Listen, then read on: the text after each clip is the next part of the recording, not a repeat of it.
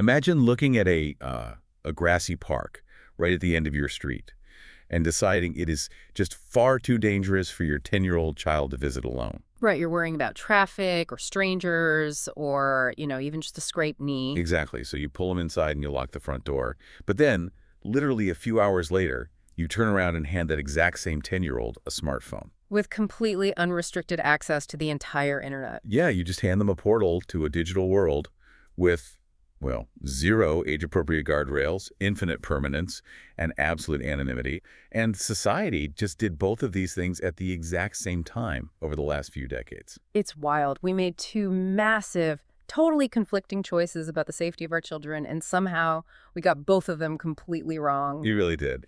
So welcome to the Deep Dive. That is our mission today. We are looking at a stack of incredibly fascinating research to explore the profound biological and psychological need that humans have for risky play. Yeah, we're going to get into the literal neurology of this. We'll be looking at the mechanical brain wiring difference between what researchers call discover mode and defend mode. Right, and ultimately, we are going to examine how a genuinely well-intentioned cultural shift towards something called safetyism might actually be making an entire generation paralyzed by anxiety. It's a huge topic. It is. Yeah. So if you are a parent, an aunt, an uncle, or honestly just someone who interacts with humans in the modern world, we need to ask, why are we terrified of the neighborhood cul-de-sac, but we just don't blink when an elementary schooler logs onto social media? Well, to really grasp the absurdity of that, we have to look at the immediate context of parental fear. It's rooted in what sociologists call the predator paradox. The predator paradox. Yeah, because if you look at the crime data across the Western world, the actual statistical risks to children in the real world, from violent crime, abductions, drunk drivers, whatever, those metrics have dropped steeply since the 1990s. The physical world became safer. Much safer. But the threats in the virtual world skyrocketed, largely because the barrier to entry just evaporated. The numbers and the sources on this are, frankly, chilling. We're not talking about a fringe problem that only affects a tiny percentage of unlucky people. The scale is industrial. Absolutely. The source cites a 2019 report from the New York Times, which noted that tech companies flagged a record 45 million illegal images of children being sexually abused in a single year. Wow. 45 million. Yeah, the moderation systems are at a breaking point because the sheer volume of material is overwhelming. And the crucial thing to understand is how the architecture of the internet actually facilitates this. Right, it's not just passive hosting? No, not at all. By 2023, the Wall Street Journal published this massive expose showing how algorithms on platforms like Instagram inadvertently act as matchmakers. Wait, back up. How does an algorithm, which is, just a piece of math designed to keep people scrolling, how does it end up acting as a matchmaker for predators? You saying it's programmed to do that? No, it is not intentionally programmed for malice, which almost makes it more insidious, honestly. Think about how recommendation algorithms function. Okay. They rely on collaborative filtering and engagement metrics. The system's only goal is to find clusters of users with similar interests and feed them more of what they click on, save, or share. Right, just to keep them on the app. Exactly. So if a group of users with dark intentions begins heavily engaging with specific, otherwise innocuous hashtags, say hashtags used by young gymnasts or cheerleaders, the algorithm simply notes the high engagement correlation. Oh, I see where this is going. Yeah, it then actively starts recommending those accounts to other users who share that specific behavioral profile. It builds a highly efficient automated network connecting predators with content sellers entirely under the radar of normal users. So the threat isn't lurking in the bushes behind the swing set. The threat is being algorithmically spoon-fed to the glowing rectangle sitting on the child's nightstand. And there's a story in the text that perfectly encapsulates this insanity. It's about a girl named Isabel Hogben. Oh, that essay. Yeah, at 14 years old, she wrote an essay for the Free Press about her own experience. She writes that she was 10 years old when she stumbled onto Pornhub. 10, completely by accident at first, but then she returned out of curiosity. And the detail that really stands out most in her account is the absolute lack of friction. The physical world is full of friction. Right. A 10-year-old cannot physically walk into an adult theater or buy a restricted magazine. Exactly. But online, there was no age verification, no ID requirement, not even a simple, easily bypassed pop-up asking if she was over 18. The internet just assumes every user is an adult by default. Yeah, it was easy to find, impossible to avoid, and she noted it had basically become a rite of passage for kids her age. But here's the detail that just stopped me cold. The part about her mother. Yes, in her essay, Isabel asks a profound question. Where was my mother while I was doing this? And her mother was in the exact next room. And what was her mother doing? She was agonizing over making sure Isabel was eating 9 differently colored fruits and vegetables every single day. Just incredible. Isabel describes her mother as deeply attentive, like a classic helicopter parent. But the exposure happened anyway. I look at this and I see what we can call the dietary helicopter paradox. The dietary helicopter. That gets right to the psychological core of modern parenting, honestly. But why do parents do this? We have intelligent, caring adults hyper-fixating on these microscopic health details, the exact right organic carrot, the perfect ergonomic backpack to prevent future back pain, the most rigorously vetted sunscreen. Right. And they are pouring all their anxiety into those tiny controllable buckets while completely missing a massive life-altering psychological exposure happening right under their own roof. Well, they do it precisely because of that word you just used, controllable. Parents intuitively understand that the world is complex and frightening. You cannot easily control the vast, chaotic digital landscape, so you seek mastery over the things you can touch and measure. You can measure the micrograms of sugar in a snack. You can physically apply the sunscreen. Exactly. It provides the illusion of control. The mother felt she was being a vigilant protector by managing her daughter's diet to an extreme degree. But as Isabel's essay so succinctly illustrates, we are wildly overprotecting our children from trivial physical risks, while completely abandoning them in a profoundly dangerous digital environment. Yes. And the synthesis of all this data points to a very clear, evidence-based conclusion. Which is what? If society actually wanted to protect children, the logical move would be to aggressively delay their entry into the virtual world and actively push them out the front door to play unsupervised in the real world. Push them out the door. Unsupervised outdoor play is essentially an inoculation against anxiety. Which, I have to admit, sounds almost negligent to modern ears. I mean, if you were listening to this, you might be thinking, if I leave my kids unsupervised, they are going to get hurt. They are going to get scared. Sure, that's the natural reaction. Right. And won't that trauma make them more anxious? Mm-hmm. I'm struggling to understand the biology here. How does leaving a child to navigate the physical world alone act as an inoculation? How does the physical brain actually respond to those environments? Well, to understand the mechanics of that inoculation, we need to take a brief detour into hominid evolution. Okay, let's do it. The human brain wasn't designed for the modern suburbs. Our ancestors over the last few million years lived in environments characterized by extreme unpredictable variability. Okay. You would have periods of relative safety and absolute abundance, a sudden surplus of food, favorable weather, safety within the tribe. And those periods would alternate with brutal, unforgiving stretches of scarcity, drought, active predation, and starvation. Literally feast or famine. Exactly. And a brain that can only function in one of those environments will simply die out. So our older brain networks evolved into 2 highly specialized, distinct systems to handle this variability. Tell me about the first one. Let's look at the first one, which is the Behavioral Activation System, or BAS. This neural network acts like a radar for opportunities. Imagine our ancestors wandering the savannah, and they suddenly crest a hill and see a grove of trees overflowing with ripe, sugary fruit. The jackpot. The calories they need to survive. Right. The BAS detects that opportunity and immediately shifts the brain's neurochemistry. It suppresses feelings of fatigue, it floods the body with positive, forward-looking emotions, it triggers a desire to socialize and share the discovery, and it generates a deep eagerness to explore the environment further. So it's very activating. Yes. Your pupils dilate, you take in more information. The source material gives this a much more intuitive name, Discover Mode. Discover mode. I like that. It's the feeling you get when you step into a new city on vacation or, when a kid walks into a massive candy shop. Exactly. Yeah. The posture is open, curious, just leaning out into the world. That is a perfect description of the physical manifestation, but this savannah is not always a candy shop. True. So the brain has a necessary counterbalance, which is the behavioral inhibition system, or BIS. This network is a hypersensitive threat detector. Okay. So you are picking that delicious fruit, the BIS is firing, you feel great, and then suddenly a twig snaps loudly in the tall grass behind you. Discover mode shuts down instantly. In milliseconds, the brain recognizes a potential leopard. The BIS completely hijacks the nervous system. Wow. Your appetite is instantly suppressed because your body diverts all energy away from digestion.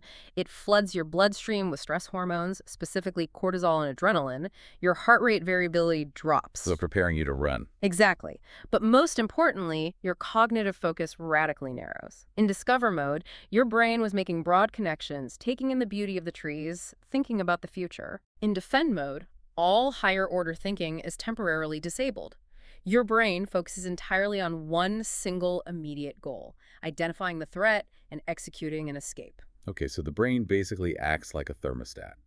It's constantly reading the temperature of the room, the safety of the environment, and switching between heating and cooling, discover and defend. Yes.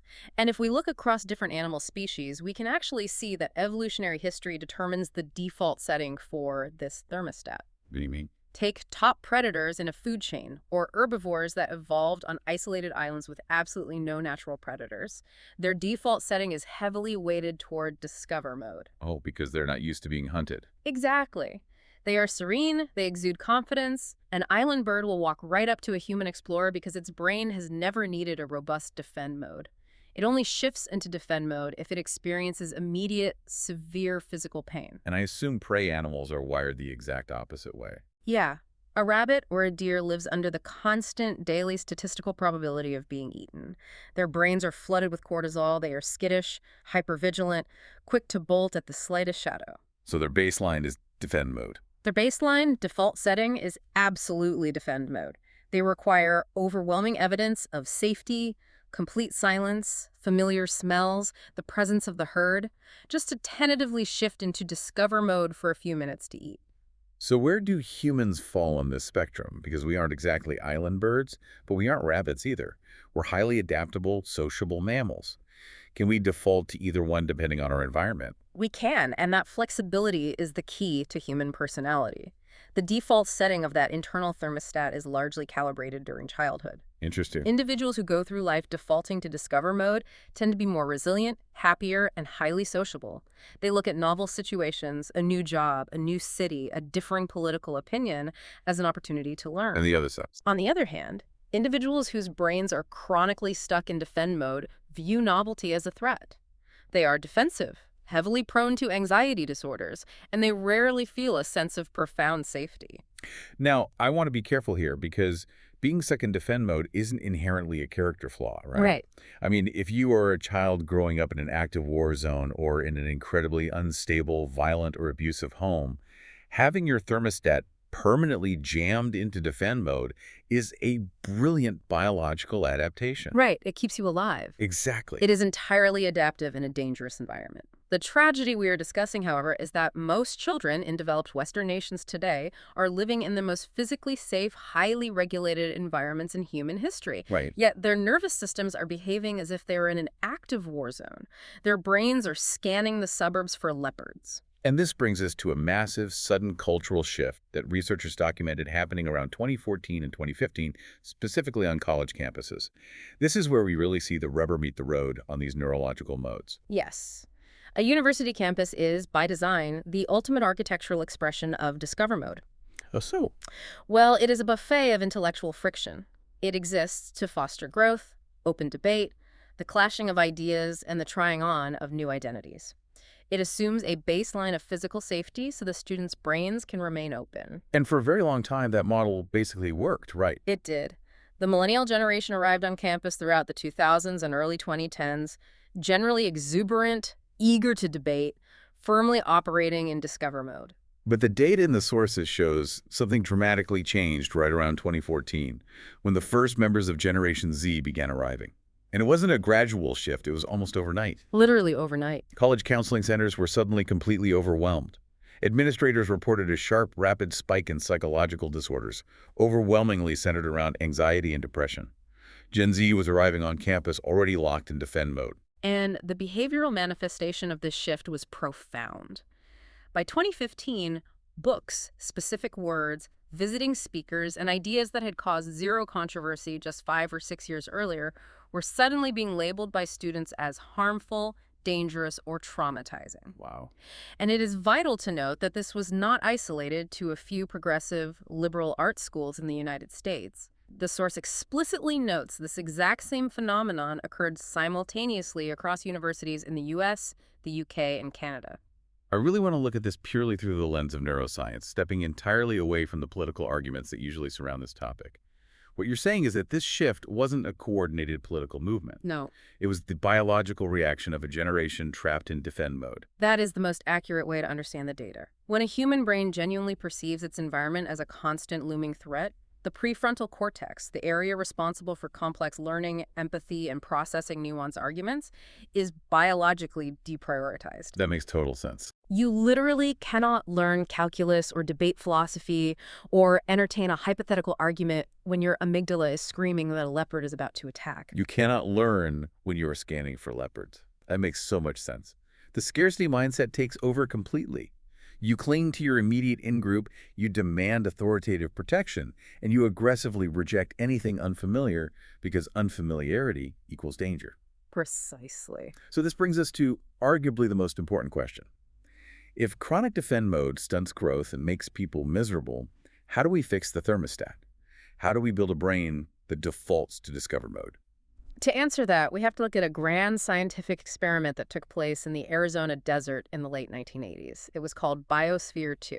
Oh, I have always loved this story. For anyone who hasn't heard of it, a group of scientists tried to build this massive, sealed, artificial ecosystem. Right. The goal was to create a self-sustaining environment that could eventually be replicated in outer space, like on a Mars colony. Yeah. They had a miniature ocean, a savanna, a tiny rainforest, all sealed inside these giant futuristic glass domes. It was an incredibly ambitious, multi-million-dollar project, and ultimately it failed. Yeah, big time. The biological and social complexities of a sealed Earth were simply too difficult to manage artificially.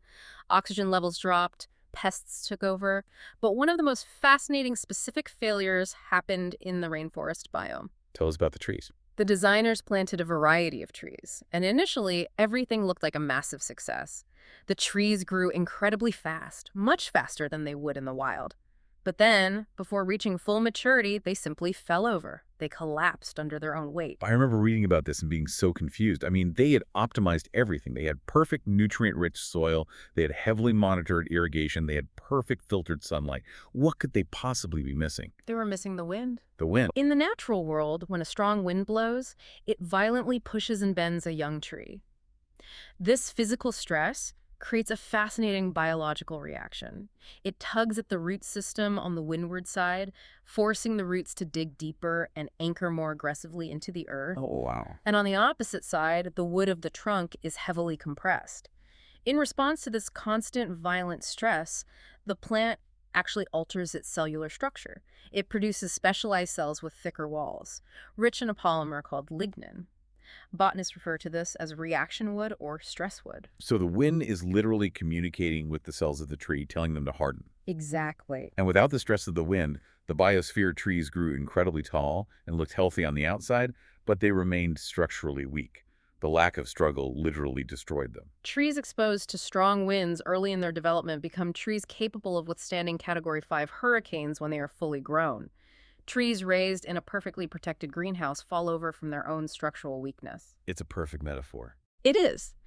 This botanical reality perfectly illustrates a concept coined by the risk analyst Nassim Taleb called anti-fragility. Let's unpack anti-fragility, because this feels like the master key to understanding childhood.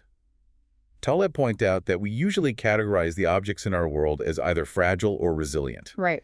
A delicate wine glass is fragile. If you knock it off the table, it hits the floor and shatters into a million pieces. The shock destroys it. Therefore, we protect fragile things from any stress or disorder. And then you have resilient things. Think of a thick plastic cup. You knock it off the table, it hits the floor, it bounces, and it is perfectly fine. But the crucial distinction Taleb makes is that the plastic cup does not get better from being dropped. It just stays the same. Right, it simply survives the shock without changing its state. It is indifferent to the trauma. But antifragile systems are a completely different category. Antifragile systems actually require trauma, shocks, and disorder in order to get stronger. They don't just survive the wind. They use the wind to build reaction wood. And the most famous biological example is the human immune system. Absolutely. If you take a newborn baby and place them in a perfectly sterile, hyperhygienic plastic bubble, feeding them only sterilized food and filtered air, you might think you are providing the ultimate protection. But you're really not. No, you are actually guaranteeing their eventual destruction. The human immune system requires exposure to dirt, everyday bacteria, and minor viral infections early in life. Right, to calibrate itself. Exactly. When it encounters a pathogen, macrophages and T cells respond, and the system calibrates itself, building up a memory bank of antibodies. Without that constant low-level stress, the immune system remains incredibly weak, meaning the first time that child steps out of the bubble and encounters a common cold virus, it could be fatal. And the leap we need to make here is that the exact same biological dynamic applies to the brain. Psychologists call it the psychological immune system. I love that term. It's so accurate. This is a child's capacity to handle the inevitable frustrations of life, being teased by a sibling, falling off a bike, experiencing perceived injustices, navigating normal social conflicts, without spiraling into a days-long emotional crisis. Yes. Children, by their very evolutionary nature, are intrinsically anti-fragile. They are the young trees in the biosphere. They desperately need the wind. They require the wind to calibrate their internal thermostat toward discover mode. Right. So if you are listening to this, think about your own life trajectory for a second. Think about the specific moments where you actually leveled up as a human being. The moments of deepest personal growth, where you gained a crucial new skill or developed a profound new perspective on your life. It's usually not the easy times. Exactly. I am willing to bet those were the moments you were the most frustrated, the most heartbroken, or the most stressed out. You didn't grow when you were perfectly comfortable watching television. No, you didn't. Well-intentioned coddling, or helicopter parenting, essentially acts as the glass dome of Biosphere 2. It denies a child their wind. And the irony is that ancient philosophies recognized this psychological truth thousands of years before modern neuroscience caught up. Like which ones? If you look at Stoicism or certain schools of Buddhism, the core tenet is that true happiness and resilience never come from attempting to eliminate every possible stressor or trigger from your external environment. Because that's impossible. Right, that is a fool's errand. The world is uncontrollable. True resilience comes from doing the difficult internal work to strip external events of their power to trigger you. You build the reaction wood. There is a fantastic detail in the source material about a parenting book the author read when his kids were toddlers. Instead of offering tips on how to keep children perfectly pacified and happy, the book advised parents to actively look for opportunities to deliberately frustrate their children every single day. Which sounds completely backwards to modern parents. It really does. Now, let me play devil's advocate here. As a parent, my biological instinct is to stop my kid from crying. You're telling me I should actively try to make them upset. Where is the line between building resilience and just being cruel to a toddler? Well, it is not about being cruel or introducing trauma. It is about refusing to shield them from the natural friction of reality. You administer microdoses of frustration by laying out and enforcing strict logical contingencies. That's an example. For example, the book suggests telling a toddler, if you want to watch Teletubbies, you must first put away your blocks. No, you cannot have a cookie right before dinner. You have to wait. Yes, I see that your sister got a slightly bigger piece of cake than you did, and that happens sometimes. Life isn't always perfectly fair. You are basically letting them bump up against the unyielding nature of the world. Precisely. If you rush in to fix the cake inequality, or you give them the cookie to stop a tantrum, you are blocking the development of their frustration tolerance. You are preventing them from practicing emotional self-management. The sociological research is abundantly clear on this.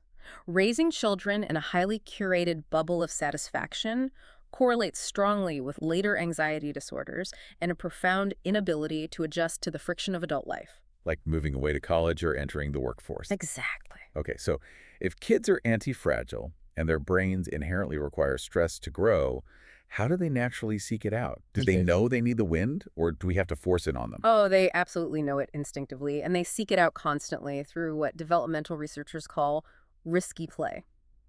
In 2010, the play researchers Ellen Sandsetter and Leif Kinnair published a landmark paper exploring the evolutionary psychology behind why children constantly, deliberately add risk to their playtime. I see this all the time.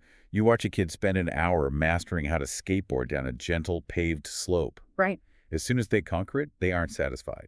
They immediately abandon the safe slope and move to a steeper, rockier hill. Then they try to jump the skateboard down a flight of concrete stairs. They up the ante. They actively choose activities that drastically increase the statistical probability that they're going to get hurt. Why would a biological organism do that? Well, Sandsetter and Kinnair discovered that thrilling, physically risky experiences have profound antiphobic effects. To really grasp this, we have to look at the bizarre nature of human phobias. Okay.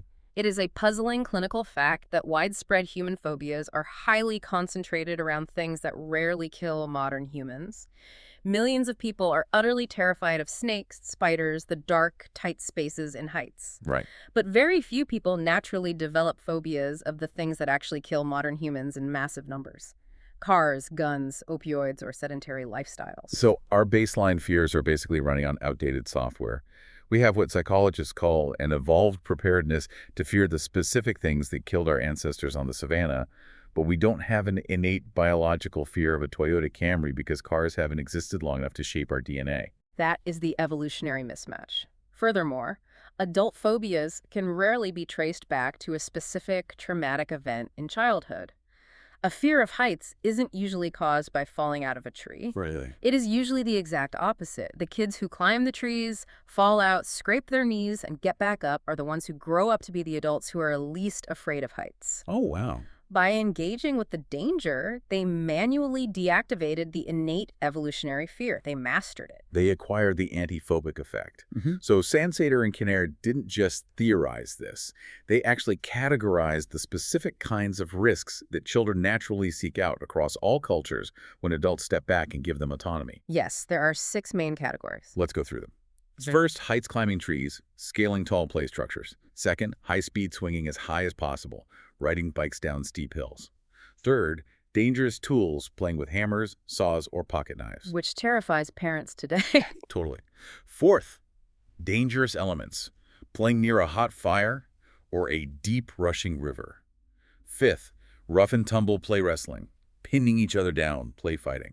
And sixth, disappearing hiding, wandering away from the group, experiencing the thrilling terror of potentially getting lost. Those 6 categories represent the essential nutrients required by the psychological immune system, and you can observe this identical biological drive across other mammalian species. The puppy story. Yes. The author of our source material shares a wonderful anecdote about his dog, a puppy named Wilma. When Wilma was just 7 pounds and living in the chaotic environment of New York City, she was terrified of everything.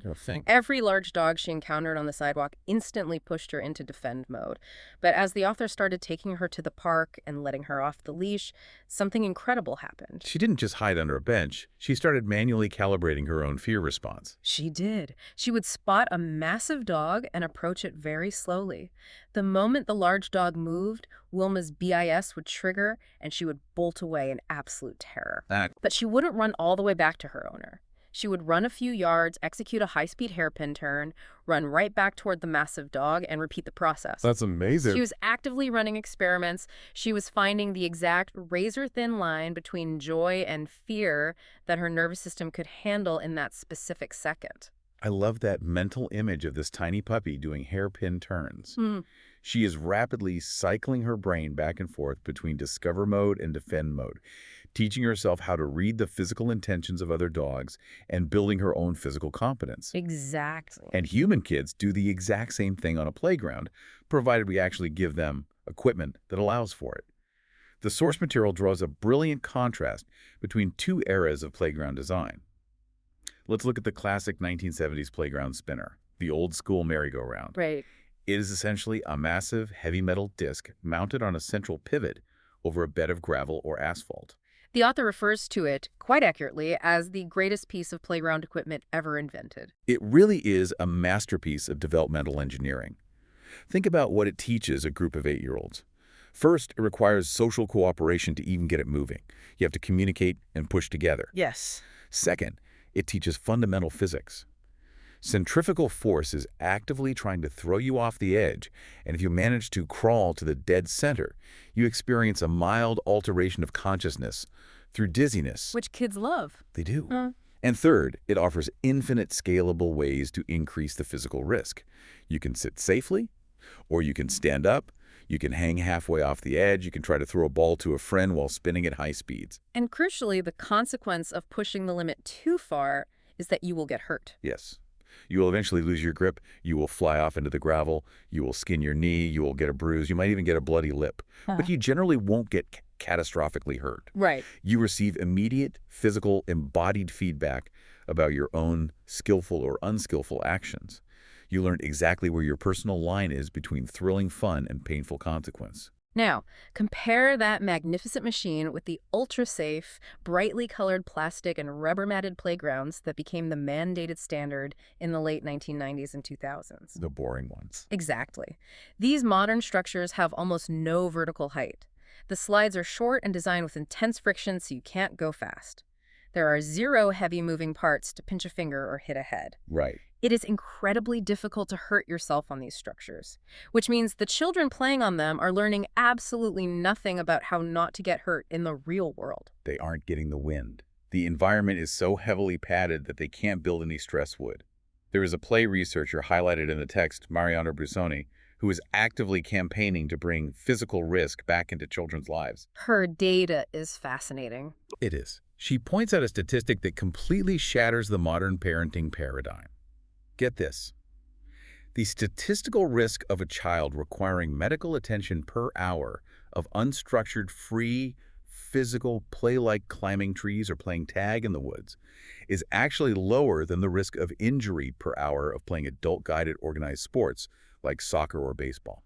That finding is deeply counterintuitive for most parents. They view organized sports as the ultimate safe, structured environment. Right.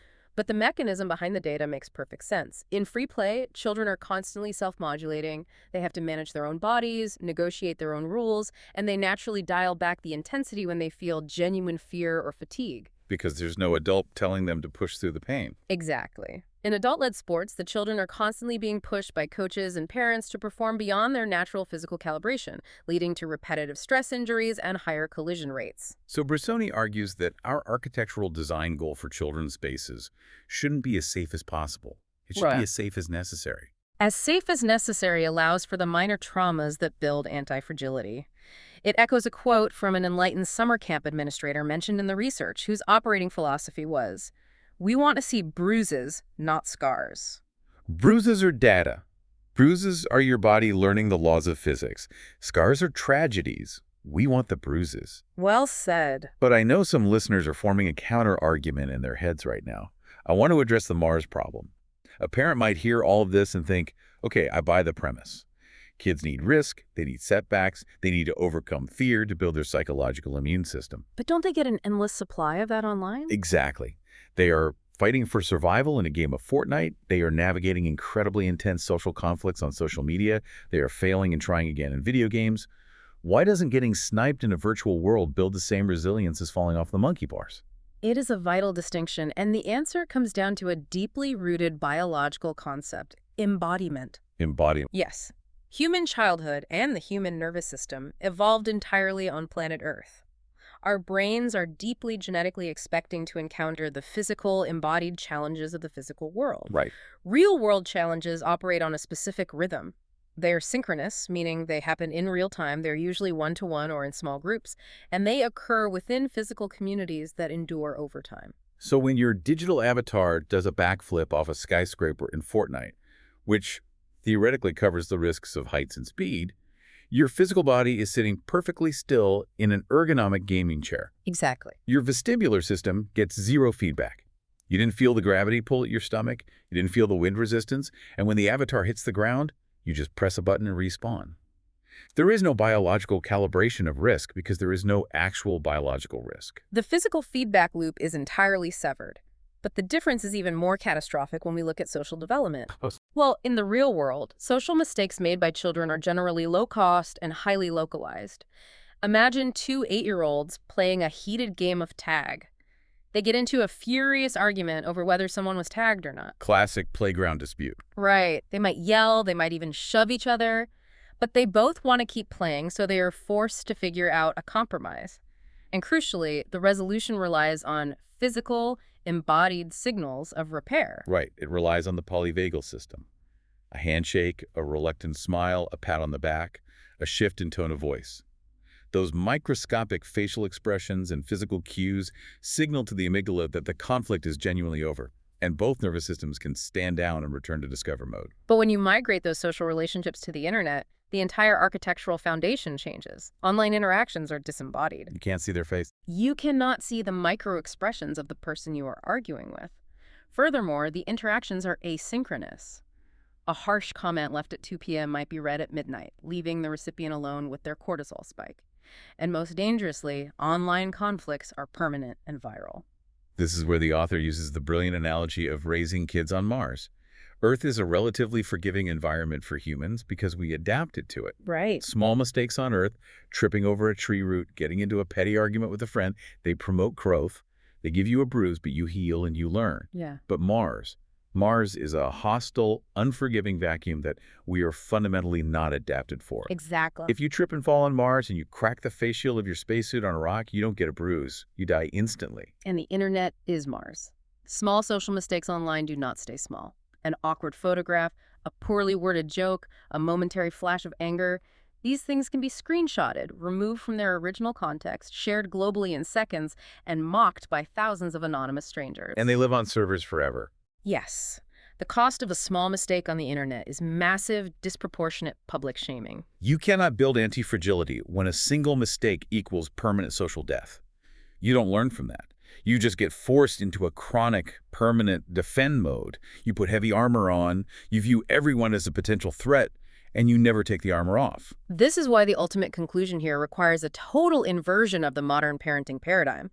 We have the equation exactly backward. What should it be? Parents need to supervise their children vastly more in the digital world and vastly less in the physical world. The guardrails online are virtually non-existent, and a child's developing psychological immune system is simply not equipped to process the viral permanence and disembodied cruelty of the internet. So if real-world, unsupervised, messy play is the exact neurological nutrient kids need to become confident, capable adults, we have to pull the camera back and ask the big sociological question, when exactly did we collectively decide to stop letting them have it, and why? We can actually track this disappearance chronologically by looking at a metric sociologists call the liberation age. The liberation age. This is the specific age at which parents allow their children to cross the threshold into the neighborhood, to walk to a friend's house, go to a local shop, or play in a park completely unsupervised by an adult. And the source notes that when researchers ask live audiences this question, the generational divide is incredibly stark. Yeah. If you survey baby boomers, or Generation X people born before 1980, their reported liberation age is almost universally 6, 7, or 8 years old. Right. They have vivid memories of roaming their neighborhoods, building forts in the woods, having grand, unsupervised adventures, and simply knowing they had to be home when the streetlights came on. But when researchers asked Generation Z, those born in 1996 or later, the answers shift dramatically. The vast majority report their liberation age as 10, 11, or 12. Many report 13 or 14. Wow. In the span of a single generation, the physical autonomy of childhood was pushed back by nearly half a decade. So what on earth happened in the 1990s to cause this massive societal crackdown on childhood freedom? One piece of the puzzle is a bizarre economic and social paradox regarding time. The time crunch. Yeah. Women had been entering the workforce in large numbers since the 1970s, which logically meant there was less total adult time available at home. But starting in the mid-1990s, despite facing a massive time crunch from working longer hours, both mothers and fathers started reporting spending more hours actively parenting. The time use data on this is striking. For decades, the amount of time parents spent actively engaged in child-rearing was relatively flat, or even slightly declining. And then right around 1995, the graph shoots upward. Just a huge spike. Yes. This was especially pronounced for college-educated mothers. Fathers doubled their active parenting hours during this period as well. But simultaneously, studies showed that children were spending significantly less time in free play and vastly more time in school, doing homework, or participating in adult-supervised structured activities. Wait, the math doesn't add up. Kids have less free time, and time-starved working parents are somehow spending more time parenting. How is that practically possible? It is possible because of a fundamental shift in the philosophy and goals of parenting. The sociologist Annette Leroux did incredible ethnographic research on this phenomenon, chronicling two distinct styles of child rearing. Okay, tell us about them. The first style, which became highly dominant among the middle and upper classes in the 1990s, she called concerted cultivation. This is the philosophy where parents view their children as delicate, high-performance race cars, and the parents act as the frantic, highly coordinated pit crew trying to optimize every single component to win the ultimate race of elite college admissions. Exactly the metaphor. Concerted cultivation requires an enormous, exhausting amount of parental labor. You are scheduling Mandarin lessons at age 6, paying for elite travel soccer teams, hiring extra math tutors, and buying an endless stream of baby Einstein videos. Which, as a side note, researchers later proved were completely worthless for raising infant IQ. Totally worthless. But the point is, every waking hour of the child's life is managed, optimized, and directly supervised by an adult aiming for future success. And what was the alternative model Leroux found? The alternative, which she found primarily among working class and poorer families, she termed natural growth parenting. This is the traditional historical model of raising children. The philosophy is essentially, kids will be kids. Just let them be. All right. Yeah. The parent's job is to provide food, safe shelter, love, and basic moral guidance, and then step back and let them play.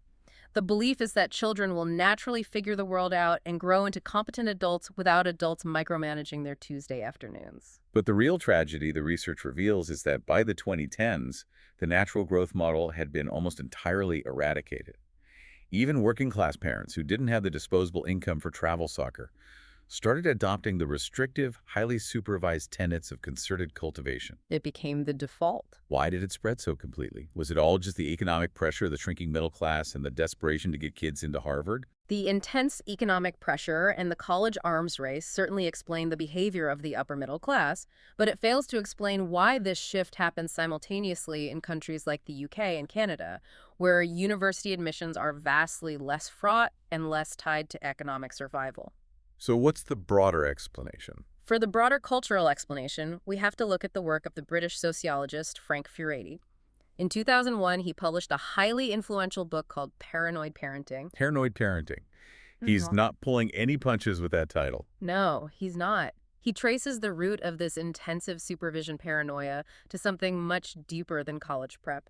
He traces it to the breakdown of adult solidarity. What does he mean by adult solidarity? Well, for almost all of human history, mothers and fathers operated on an unspoken social contract. If their child got into trouble down the street or misbehaved in the park, another adult, even a complete stranger, would step in to help, to correct, or to discipline the child. It takes a village. Exactly. The community broadly shared the burden of raising the children. But in the 1980s and 1990s, a massive wave of news stories hit the media in both the UK and the US about adults abusing children in positions of trust, in daycares, in youth sports leagues, in the Scouts, in the church. Now, we need to acknowledge that some of those were horrific, genuine institutional failures that needed to be exposed. Of course. But others were absolute fabricated moral panics.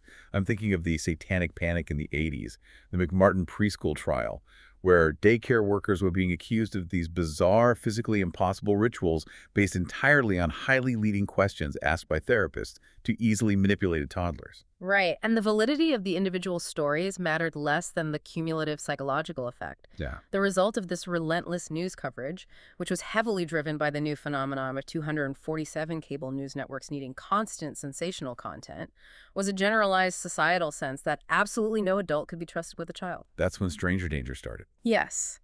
We began teaching children the concept of stranger danger. The specific phrase literally did not exist in published books before the 1980s, and then its usage skyrocketed exponentially. We drilled it into kids to fear every unknown adult, especially men. We told them the world was full of predators. But what is the flip side of that societal messaging? How did adults react? The adults internalized the reciprocal message. Stay far away from other people's children. If you see a kid acting up in the park, Do not correct them, because the parents might sue you or accuse you of something nefarious. That but true. If you see a lost kid crying in a mall, think twice before approaching them to help. Do not get involved. The communal safety net, the solidarity, completely evaporated. And the logical conclusion is that if you can no longer trust the community to watch your kid, you have to watch them yourself. Every single second of every single day. It transformed parenting into an isolated, fear-ridden, physically exhausting task. Freedy points out that this paranoia is highly specific to what sociologists call the Anglosphere, the US, the UK, Canada, Australia. What about other places? If you travel to Scandinavia or Germany today, children still enjoy immense physical freedom. They ride the subway alone at age 8. But in America, the unsupervised child essentially vanished from the public square by the year 2000. It is just so deeply tragic when you look at the macro picture. We created the safest physical era in modern history. Violent crime was down, drunk driving fatalities plummeted, cities were cleaner, but it became the specific era where if a neighbor saw an 8-year-old walking to the park alone, they wouldn't just wave and keep an eye on them. They'd panic. They would pull out their cell phone and call 911. Right. They would summon Child Protective Services. We had parents actually facing jail time for giving their kids the exact same physical freedom that they themselves had enjoyed 30 years earlier. It's a huge overcorrection. We systematically taught Generation Z that the physical world is overwhelmingly, unpredictably dangerous.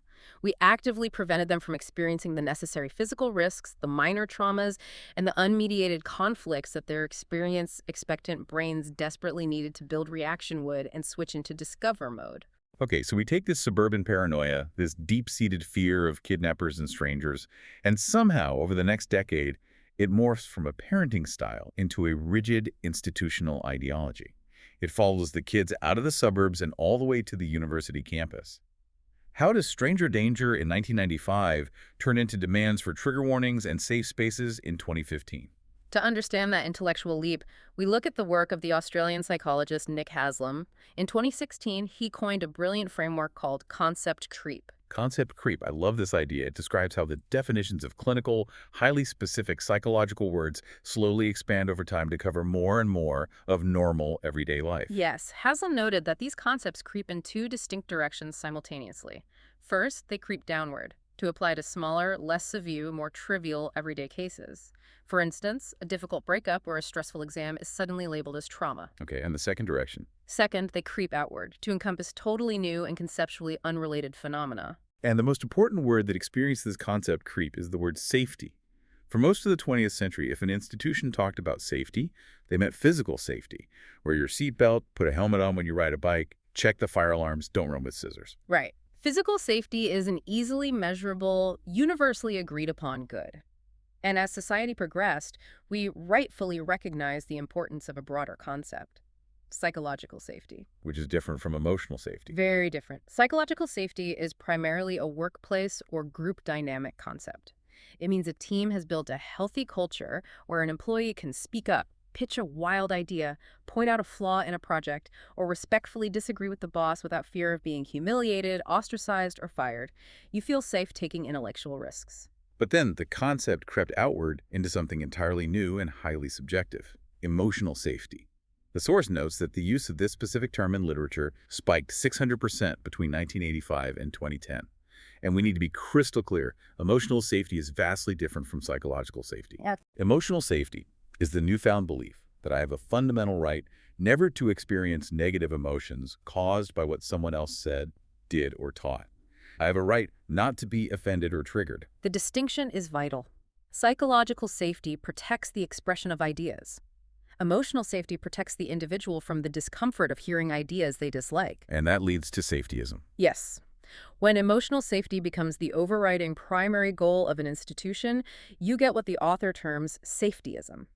Safetyism is a culture or belief system where safety, broadly and subjectively defined, becomes a sacred, unquestionable value. It trumps all other moral concerns. It trumps free speech. It trumps intellectual exploration. It trumps emotional growth. You become entirely unwilling to make any trade-offs for the sake of learning. And to show just how absurd and all-encompassing this ideology of safetyism became, there is a perfect mind-boggling example in the text from an elementary school in Berkeley, California. Oh, you were referring to the rules for playing tag. Yes. Listen to the official rules this school posted for children attempting to play a simple game of tag on the playground. 1 finger touch. No ball tag. Anyone who is it must count to 5 before pursuing. Resolve all disagreements with rock, paper, scissors. It's just micromanagement. And my personal favorite, moving beyond tag to touch football. Football can only be played if an adult is actively supervising and refereeing the game. It is the total institutional elimination of childhood conflict. Because what if someone argues over whether they were tagged? What if someone feels excluded from the game? What if someone gets upset? We can't have that. We have to have an adult authority figure referee it to ensure absolute emotional safety. But think about the developmental cost. Think about what they're stealing from those children. Preventing kids from having normal, heated, slightly messy disputes on the playground robs them of the exact skills they need to resolve differences on their own. You can't learn it from a book. No. If you don't build the muscle of conflict resolution at age 8 over a game of tag, how can you possibly expect them to use that muscle at age 18 during a complex political debate in a dorm room? How do you prepare a child to participate in a messy, friction-filled democratic society if you never let them practice arguing, compromising, and moving on? You don't. You raise adults who require a powerful authority figure, a referee, an HR department, a university administrator to solve every interpersonal problem they encounter. And this ideology has completely captured the modern parental mindset. Look at the Pew Research data from 2015. Those numbers are staggering. When asked, average American parents stated a child must be at least 10 years old just to play unsupervised in their own front yard. Yeah. And they stated a child should be 14 years old before they're allowed to go to a public park unsupervised. 14 years old, a high school freshman. 14. When their own parents were roaming miles into the woods at age 7. It's incredible. So, to bring this entire deep dive home, we need to connect this sweeping cultural shift back to the core biological system that manages this delicate dance between safety and exploration. Let's tie the sociological data directly back to the neurology. We spent time earlier discussing discover mode and defend mode, but those two modes are actually just subcomponents of a much larger, more profound system that defines who we are as mammals. It is called the attachment system. The attachment system. Walk us through how this governs everything we've talked about today. Well, the theory was first developed by the British psychoanalyst John Bowlby, who studied the profound psychological effects of children being separated from their parents during the bombings of World War II. Okay. The defining evolutionary feature of all mammals is that we bear live young and feed them milk. This biological reality means mammal babies have a very long, intense period of vulnerability and absolute dependence. A baby sea turtle hatches on the sand and runs to the ocean entirely alone. A human baby needs years of intensive care just to survive. So, the mammal baby is born with two conflicting biological imperatives. Goal 1, don't get eaten by a leopard, stay as close to mom as possible. Goal 2, wire up my experience-expectant brain by exploring the environment, playing and developing the skills I need to eventually survive as an independent adult, which requires moving away from mom. And the attachment system is the brilliant psychological mechanism that manages these competing needs. The psychologist Deirdre Fay illustrates it beautifully as a dynamic, continuous loop. The parent, or any reliable caregiver, acts as what Bowlby called the secure base. Like home base in a game of tag. You can't be tagged when you're touching base. A perfect analogy. If a child's only biological goal was physical safety, they would simply cling to the base for their entire childhood.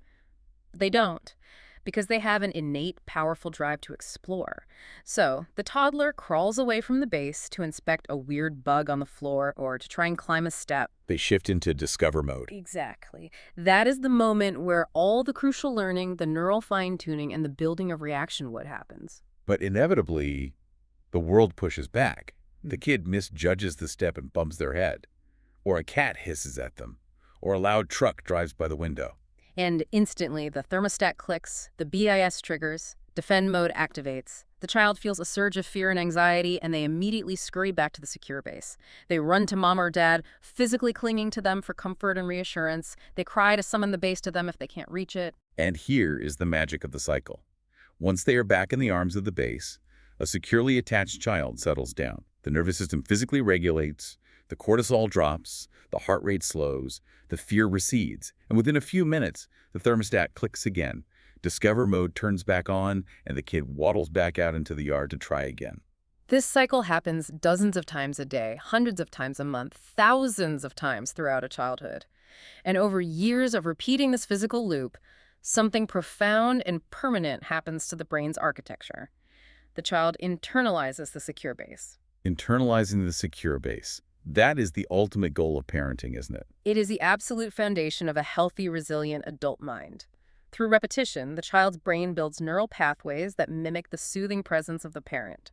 The child realizes they no longer need the physical presence of the caregiver to regulate their nervous system. They can soothe themselves. Right. They carry the safety with them, inside their own mind. Because they have internalized the base, they can walk to school alone. They can handle a bully without collapsing. And eventually, when they reach adolescence and adulthood, they reuse this exact neurological architecture to form healthy, romantic attachments and navigate a complex world. So let's connect the final dots for you listening. Think about the Berkeley playground rules. Think about the 14-year-old who isn't allowed to go to the park. Think about the dietary helicopter mom. What happens to the attachment system when an entire culture embraces safetyism? If you never let the kid off the base, they never complete the cycle. That's the tragedy. If you hover over them, if you clear every single obstacle from their path, if you referee their games of tag so they never feel excluded, you keep them physically safe, yes, but you keep them neurologically stunted. Completely stunted. They never get to spend time in the growth zone. They never face a threat, run back to base, and realize they survived. Because the threat was eliminated before they even saw it, they never learned to self-soothe, so they never internalized the base. Which means they remain fundamentally biologically dependent on the physical presence of an adult authority to function. They go off to college, and when they inevitably encounter a difficult idea, a harsh grading policy, or a mean roommate, they don't have an internal secure base to rely on. Their nervous system just spikes into defend mode. And they cannot regulate it, so they demand that the university administration act as their surrogate parent. It fuels a vicious, multi-generational cycle of anxiety, demanding more protection, which in turn creates more anxiety. Okay, let's take a breath and recap the incredible journey we just went on. We started with the paradox of the dietary helicopter obsessing over organic fruit while ignoring unrestricted algorithmic internet access. We learned about the brain's thermostat, the discover mode that seeks out the sweet cherries and builds the brain, and the defend mode that hides from the leopard and shuts down learning. We covered a lot. We really did. We talk about how kids are intrinsically anti-fragile, just like the biosphere trees that desperately need the wind to grow strong stresswood. We learned why the physical world gives you good bruises that teach you the laws of physics and social compromise, while the digital world of Mars gives you viral, permanent scars. And we saw how the collapse of neighborhood trust and adult solidarity in the 90s birthed this suffocating ideology of safetyism. Right, which keeps kids permanently stuck on home base, unable to internalize their own resilience. We have spent the last hour talking extensively about how children need to conquer their fears, how they need risky play, the heights, the dangerous tools, the centrifugal force of the merry-go-round to manually calibrate their own psychological immune systems. Yeah. But I want to leave you with a final thought that builds on everything we've just discussed about the attachment system. Go for it. Let's hear it.